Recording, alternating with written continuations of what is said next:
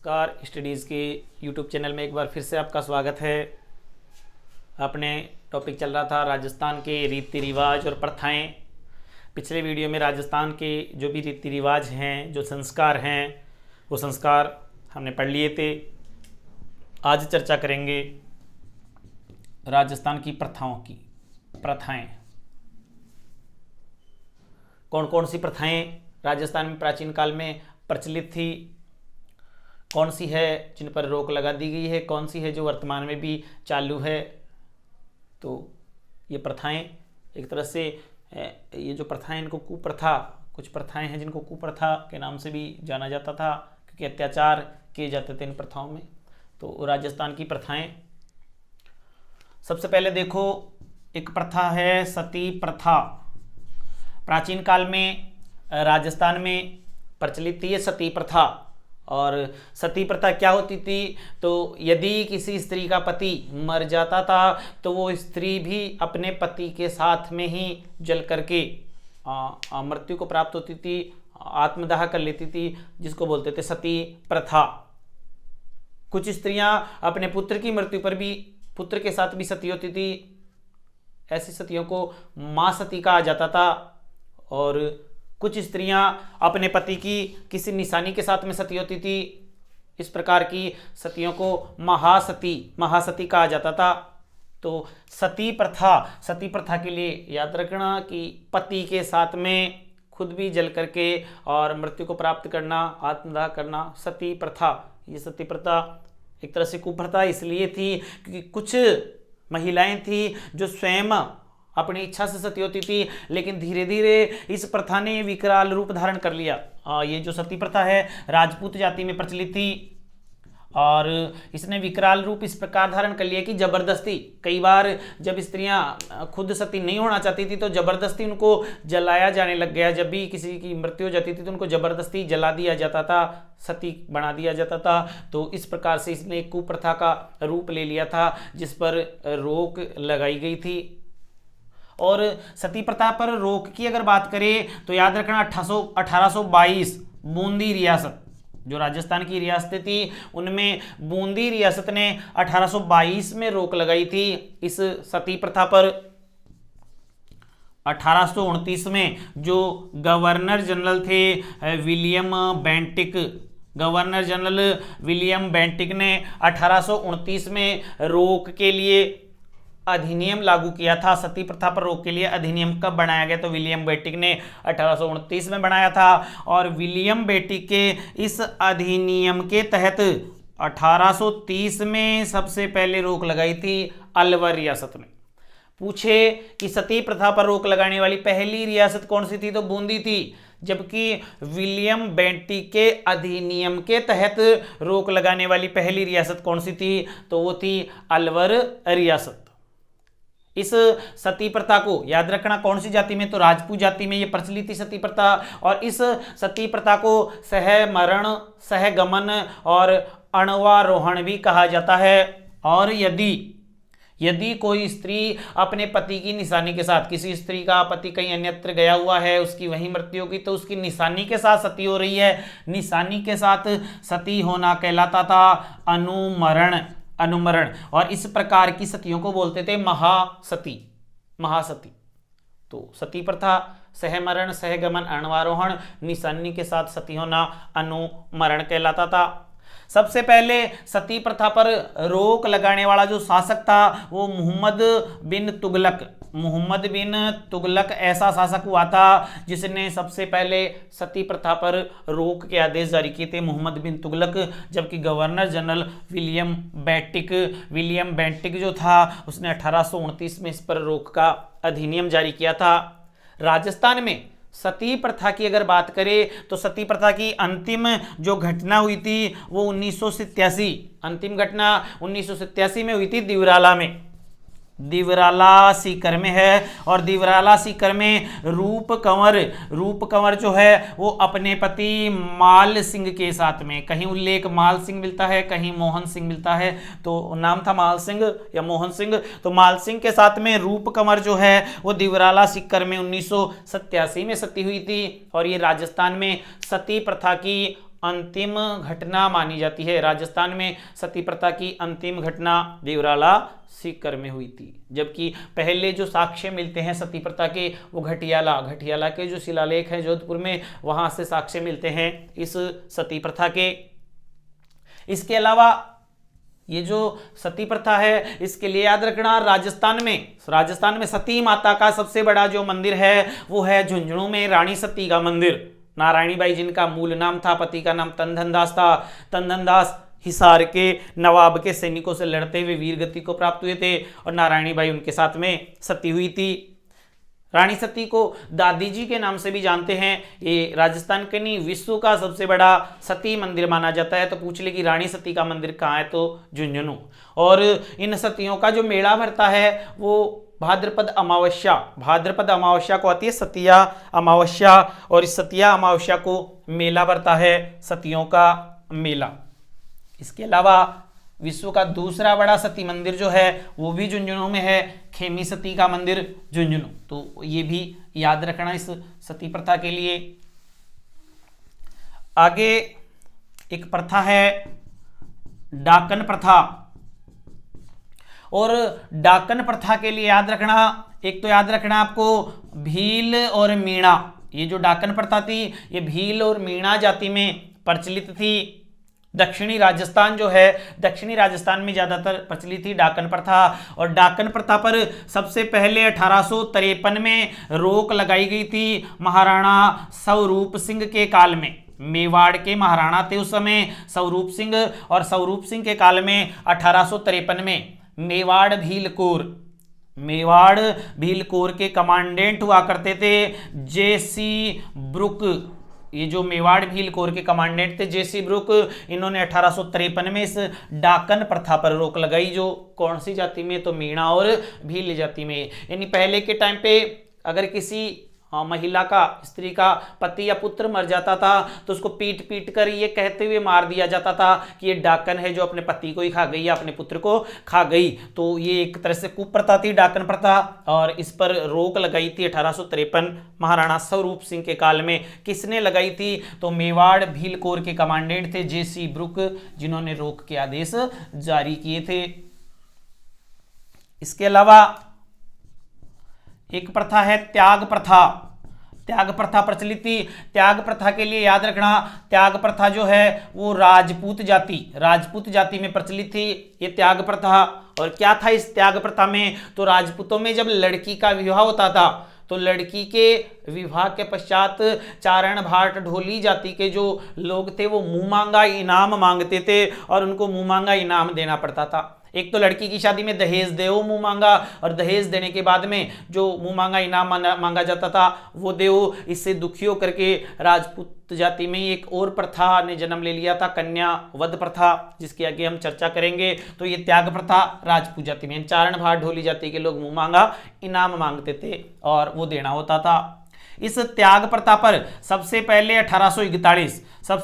1841 में जोधपुर रियासत ने रोक लगाई थी। 1844 में जयपुर रियासत ने इस त्याग प्रथा पर रोक लगाई, और 1888 में कर्नल वाल्टर की अध्यक्षता में एक समिति का गठन किया गया था, राजपूत हितकारिणी सभा।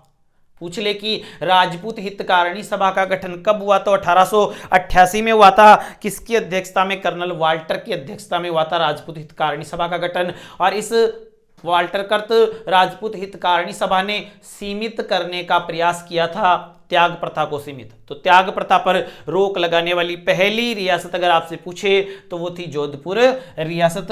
1841 में रोक लगाई गई थी। इसके अलावा एक प्रथा है समाधि प्रथा के लिए याद रखना, समाधि आप जानते हो यानी समाधि जल में या भूमि में गड्ढा खोद करके फिर समाधि ले ली जाती थी, मृत्यु को प्राप्त किया जाता था। एक तरह से आत्महत्या जैसा माना जाता था, और इस कारण से इस पर रोक लगाई गई समाधि प्रथा पर। तो समाधि प्रथा पर रोक लगाने के लिए याद रखना 1844 और जयपुर रियासत, जयपुर के इस समय शासक हुआ करते थे राम सिंह सेकंड। तो समाधि प्रथा पर सबसे पहले रोक लगाने वाली रियासत थी जयपुर रियासत। जयपुर के पॉलिटिकल एजेंट लुडलो मारवाड़ के पॉलिटिकल एजेंट भी रह चुके थे। जयपुर के पॉलिटिकल एजेंट लुडलो ने 1844 में राम सिंह सेकंड के काल में रोक लगाई थी समाधि प्रथा पर। राम सिंह सेकंड के लिए याद रखना जयपुर का समाज सुधारक शासक, ये जो राम सिंह सेकंड है इनको जयपुर का समाज सुधारक शासक भी कहा जाता है, क्योंकि जयपुर में अधिकांश जो निर्माण करवाए थे वो राम सिंह सेकंड ने करवाए थे। कौन कौन से निर्माण करवाए राम सिंह सेकंड के बारे में अधिक विस्तार से जो बताएंगे वो इतिहास, जब इतिहास चलेगा राजस्थान का तो उसमें विस्तार से इसके बारे में बताएंगे। बट थोड़ा सा बता देता हूं मैं आपको। राम सिंह सेकंड के लिए याद रखना, एक तो समाज सुधारक शासक राम सिंह सेकंड ने जयपुर में अल्बर्ट हॉल का निर्माण करवाया, रामनिवास बाग का निर्माण करवाया, रामबाग पैलेस का निर्माण करवाया था, रामगढ़ बांध का निर्माण करवाया था, जयपुर को गेरवा रंग से पुतवाया था। इसके अलावा मदरसा हुनरी, Rajasthan school of art and craft Jaipur में, राम प्रकाश थिएटर जयपुर में, महाराजा कॉलेज जयपुर में, महारानी कॉलेज, ये सभी निर्माण करवाए थे राम सिंह सेकंड ने। अंग्रेजों की 1857 की जो क्रांति हुई थी उसमें भी अंग्रेजों की सहायता की थी राम सिंह सेकंड ने, और इस कारण राम सिंह सेकंड को अंग्रेजों ने एक उपाधि दी थी सितारे हिंद की उपाधि राम सिंह सेकंड को दी थी अंग्रेजों ने। तो समाधि प्रथा पर रोक किसके काल में? राम सिंह सेकंड के काल में, और रोक लगाने वाली पहली रियासत थी जयपुर रियासत, ये याद रखना है आपको। इसके अलावा एक प्रथा है डावरिया प्रथा। डावरिया प्रथा के लिए याद रखना, पहले के टाइम पे जब लड़की की शादी होती थी तो वधू के साथ में, दुल्हन के साथ में जो कुंवारी कन्याएं भेजी जाती थी उनको बोलते थे डावरिया।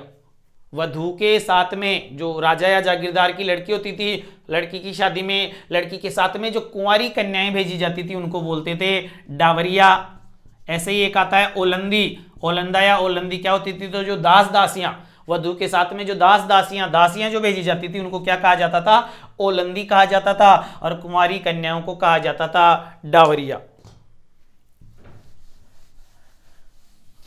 इसके अलावा एक प्रथा है रियाण प्रथा, और रियाण प्रथा के लिए याद रखना, रियाण प्रथा क्या है? तो समूह में बैठकर अफीम का सेवन करना। पश्चिमी राजस्थान में प्रचलित थी, ये अभी भी प्रचलित है। समूह में बैठ करके अफीम का जो सेवन करना है वो कहलाता है रियाण प्रथा। इसके अलावा एक प्रथा है संथारा प्रथा, या इसी को बोलते हैं सल्लेखना प्रथा। संथारा या सल्लेखना प्रथा क्या है? तो ये जो प्रथा है ये जैन धर्म में प्रचलित है। संथारा प्रथा जैन धर्म में अन्न जल त्याग करके मृत्यु को, मोक्ष को प्राप्त किया जाता है, और मोक्ष प्राप्त करने की इस विधि को कहा जाता है संथारा या सल्लेखना। ये पूछा गया परीक्षा में कौन से धर्म में, तो जैन धर्म में प्रचलित है।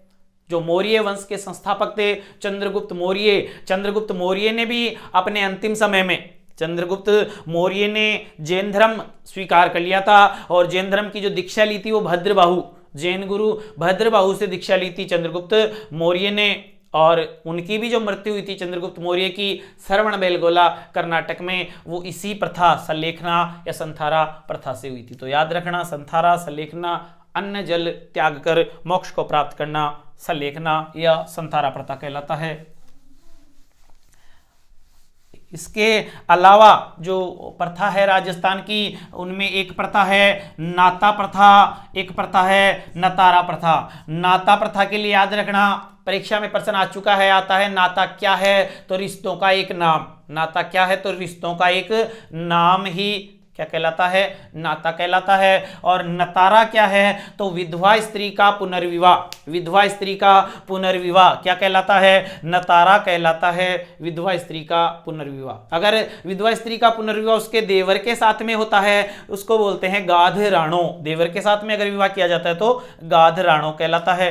तो नतारा तो विधवा स्त्री का पुनर्विवाह, नाता रिश्तों का एक नाम है, यानी इसमें विवाह नहीं होता है। इसके अलावा एक प्रथा है मोताणा प्रथा। तो मोताणा प्रथा जो है वो आदिवासियों में प्रचलित है। नहीं, आदिवासियों में अगर कोई आदिवासी है, किसी दूसरे के खेत में काम कर रहा है, वहां उसकी मृत्यु होगी तो उसके मृतक के जो घर वाले हैं वो उससे, मालिक से, खेत के मालिक से या जहां भी काम कर रहा है वहां उनसे हर्जाना वसूल करेंगे। और इस प्रकार से हर्जाना वसूल करना ही क्या कहलाता है? मोताणा कहलाता है। यानी मृतक के जो घर वाले, परिवार वाले होते हैं उनके द्वारा मृतक का हर्जाना लिया जाता है, जिसको बोलते हैं मोताणा प्रथा। इसके अलावा एक प्रथा है दास प्रथा। दास प्रथा, दास प्रथा के लिए याद रखना, दास प्रथा की सबसे पहली जो जानकारी मिलती है वो कौटिल्य के अर्थशास्त्र, कौटिल्य के अर्थशास्त्र से जानकारी मिलती है इस दास प्रथा की। और दास प्रथा पर रोक लगाने वाला पहला शासक था अकबर। अकबर ने 1562 में रोक लगाई थी इस दास प्रथा पर। सर्वप्रथम जानकारी कौटिल्य के अर्थशास्त्र से मिलती है। यानी अर्थशास्त्र की रचना किसने की? तो कौटिल्य ने। और पूछ ले कि अर्थशास्त्र का जनक कौन है? तो एडम स्मिथ। अर्थशास्त्र का जनक एडम स्मिथ को कहा जाता है, जबकि अर्थशास्त्र पुस्तक की रचना कौटिल्य, चाणक्य या विष्णुगुप्त ने की थी। दास प्रथा पर रोक लगाने वाला पहला शासक अकबर। ये जो दास प्रथा है इस पर 1832 में सबसे पहले कोटा रियासत ने रोक लगाई थी और 1832 में ही विलियम बेटिक ने रोक के आदेश जारी किए थे। दास प्रथा पर रोकथाम के आदेश जारी किए थे विलियम बेटिक ने 1832। और इसी के तहत रोक लगाने वाली, दास प्रथा पर रोक लगाने वाली पहली रियासत थी कोटा रियासत। ये जो दास प्रथा है तो राजाओं के दरबार में दासियां होती थी। अगर राजा किसी दासी को अपनी पत्नी के रूप में स्वीकार कर लेता था, अगर राजा किसी दासी को पत्नी के रूप में स्वीकार कर लेता था तो वो कहलाती थी पड़दायत कहलाती थी। और उस पड़दायत से, उससे खुश होकर के अगर राजा उसको सोने चांदी के आभूषण पहनने की अनुमति दे देता था तो वो कहलाती थी खवासन या पासवान। खवासन या पासवान। किसी दासी को अगर राजा पत्नी रूप में स्वीकार कर लेता था तो पड़दायत, और अगर उसको सोने चांदी के आभूषण पहनने की अनुमति दे देता था वो खवासन या पासवान कहलाती थी। पहले के टाइम पे दासों का एक अलग से विभाग हुआ करता था जिसको बोलते थे राजलोक। तो राजलोक क्या था? दासों का एक विभाग था जिसको बोलते थे राजलोक। तो दास प्रथा विलियम बेटिक ने रोक के आदेश जारी किए 1832 में। रोक लगाने वाली पहली रियासत कोटा, रोक लगाने वाले पहले शासक अकबर। और दास प्रथा की सर्वप्रथम जो जानकारी मिलती है वो कौटिल्य, चाणक्य के अर्थशास्त्र से मिलती है। याद रखना, दास प्रथा के लिए जो शादी के समय दासियां दी जाती थी उनको ओलंदी के नाम से भी जाना जाता था। एक प्रथा है मानव क्रय विक्रय प्रथा। मानव क्रय विक्रय प्रथा भी पहले प्रचलित थी और इस मानव क्रय विक्रय प्रथा पर 1831 में कोटा रियासत के द्वारा सबसे पहले रोक लगाने वाली रियासत कोटा। और कोटा के लिए ही याद रखना, कोटा में इस पर एक कर लिया जाता था, चौथान नामक कर। कोटा एकमात्र रियासत थी जिसमें मानव क्रय विक्रय पर एक कर भी लिया जाता था, चौथान नामक कर लिया जाता था। और पहली रियासत कोटा ही थी जिसने इस प्रथा पर रोक लगाई थी। एक प्रथा है कुकड़ी प्रथा। कुकड़ी प्रथा, और कुकड़ी प्रथा के लिए याद रखना, ये कुकड़ी प्रथा जो है वो सांसी जनजाति में प्रचलित थी कुकड़ी प्रथा। और ये जो कुकड़ी प्रथा, इसमें क्या होता है तो नव विवाहिता स्त्री, जो नववधू होती है उसको अपने चरित्र की परीक्षा देनी होती है और इसके लिए उसे अंगारों पर नंगे पांव चलाया जाता है जिसको बोलते हैं कुकड़ी प्रथा। तो सांसी जनजाति में प्रचलित थी ये कुकड़ी प्रथा। इसके अलावा एक प्रथा याद रखना, कन्यावध प्रथा। ये जो कन्यावध प्रथा है इस पर, यानी कन्या राजपूत जाति में प्रचलित थी ये प्रथा भी, और इसमें लड़की को जन्म लेते उसको मार दिया जाता था, क्योंकि जो गरीब लोग होते थे तो वो अपने लड़की का विवाह नहीं कर पाते थे, क्योंकि पहले तो लड़की की शादी में दहेज देना होता था, उसके बाद में त्याग प्रथा यानी मुंह मांगा इनाम देना होता था, इसलिए उसको जन्म लेते ही मार दिया जाता था, जिसको बोलते थे कन्यावध। और कन्यावध प्रथा पर सबसे पहले 1833 में रोक लगाई थी कोटा रियासत ने, और 1834 में रोक लगाई थी बूंदी रियासत ने। याद रखना कन्यावध प्रथा के लिए कन्यावध पर रोक लगाने वाली पहली रियासत कोटा 1833 और उसके बाद में बूंदी रियासत ने 1834 में इस प्रथा पर रोक लगाई थी। एक प्रथा है पर्दा प्रथा। पर्दा प्रथा, पर्दा प्रथा क्या थी? तो मुस्लिम आक्रांताओं या विदेशी आक्रमणकारियों की कुदृष्टि से बचाने के लिए, महिलाओं को कुदृष्टि से बचाने के लिए महिलाएं क्या रखने लगी थी? पर्दा रखने लगी थी। ये पर्दा प्रथा कहलाई थी। पर्दा प्रथा मुस्लिम आक्रांताओं और विदेशी जो आक्रमणकारी थे उनकी कुदृष्टि से महिलाओं को बचाने के लिए जो महिलाएं हैं उन्होंने पर्दा रखना शुरू कर दिया था। महिलाओं के जो प्रधानसीन जो महिलाएं होती है उनके ओढ़ने का जो वस्त्र आता है उसको अवोचन कहा जाता है और पर्दा करने का जो वस्त्र होता है उसको चांदनी या चांदनी बोल सकते हैं। चांदनी या चांदनी उसको बोलते हैं। पर्दा करने का वस्त्र चांदनी और ओढ़ने का वस्त्र कहलाता है अवोचन। एक है सागड़ी प्रथा, परीक्षा में आ चुका है। सागड़ी क्या है? तो बंधुआ मजदूरी। सागड़ी क्या है? तो बंधुआ मजदूरी। सागड़ी प्रथा कोई बंधुआ मजदूरी। और 1961 में सागड़ी निवारण अधिनियम बनाया गया था 1961 में। तो सागड़ी प्रथा के लिए याद रखना बंधुआ मजदूरी को ही सागड़ी प्रथा। एक है बेगार प्रथा। तो बेगार ली जाती थी और उसके बदले में पैसे भी नहीं दिए जाते थे। ये बेगार प्रथा राजपूत और ब्राह्मणों को छोड़ करके सभी से क्या ली जाती थी? सभी जातियों से बेगार ली जाती थी। पूछ ले कि कौन सी जातियों से बेगार नहीं ली जाती थी? तो राजपूत और ब्राह्मणों से बेगार नहीं ली जाती थी, अन्य सभी जातियों से बेगार ली जाती थी। एक प्रथा है बाल विवाह प्रथा। और बाल विवाह प्रथा के लिए याद रखना कम उम्र में जो विवाह कर दिया जाता था वही बाल विवाह। इस बाल विवाह की रोकथाम के लिए हालांकि वर्तमान समय में भी बहुत बाल विवाह हो रहे हैं, सरकार निरंतर इसके रोकथाम के प्रयास कर रही है, लेकिन फिर भी बाल विवाह हो रहे हैं। और इस बाल विवाह प्रथा पर रोक के लिए अधिनियम बनाया गया था। अजमेर के हरविलास शारदा ने 1929 में एक एक्ट बनाया था, बाल विवाह एक्ट, जिसको इनके नाम से ही नाम दिया गया था, शारदा एक्ट। परीक्षा में प्रश्न पूछा जाता है शारदा एक्ट किससे संबंधित है? तो बाल विवाह से। या बाल विवाह से संबंधित एक्ट कौन सा है? तो शारदा एक्ट 1929 में बना था ये और 1 अप्रैल 1930 से पूरे देश में लागू हुआ। 1 अप्रैल 1930 से लागू हुआ देश में शारदा एक्ट। परीक्षा में ये पूछा जाता है शारदा एक्ट कब पारित हुआ था, कब बनाया गया था? तो 1929 में अजमेर के हरविलास शारदा ने शारदा एक्ट बनाया। और इस शारदा एक्ट के तहत शादी के लिए लड़के की उम्र 18 साल और लड़की की 14 साल। हालांकि वर्तमान समय में शादी के लिए लड़के की उम्र जो है वो 21 वर्ष, लड़की की उम्र 18 वर्ष है। लेकिन शारदा एक्ट के अनुसार लड़के की उम्र विवाह के लिए 18 वर्ष और लड़की की 14 वर्ष निश्चित की गई थी। और राजस्थान की अगर बात करें तो राजस्थान में सबसे ज्यादा जो बाल विवाह होते हैं वो होते हैं आखा तीज के दिन सर्वाधिक बाल विवाह होते हैं राजस्थान में। इसके अलावा एक प्रथा है चारी प्रथा। तो चारी प्रथा के लिए याद रखना एक तो टोंक और भीलवाड़ा में प्रचलित थी ये चारी प्रथा। और इस चारी प्रथा में क्या था? दहेज जो है वो वर पक्ष के द्वारा वधु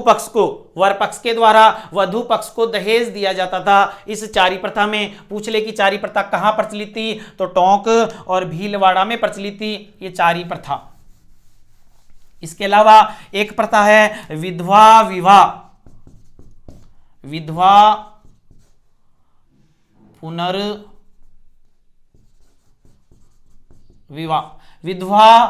पुनर्विवाह प्रथा। विधवा स्त्री की जो पहले के टाइम पे स्थिति होती थी वो बहुत दयनीय स्थिति होती थी। विधवा स्त्री के बाल काट करके उसको अंधेरी कोठरी में बंद कर दिया जाता था और वही उसका जीवन होता था। और इस प्रकार स्त्री की दशा सुधारने के लिए एक शुरू की गई थी विधवा पुनर्विवाह प्रथा। विधवा स्त्री का पुनर्विवाह शुरू हुआ। तो विधवा पुनर्विवाह प्रथा के लिए याद रखना 1856 में ईश्वर चंद्र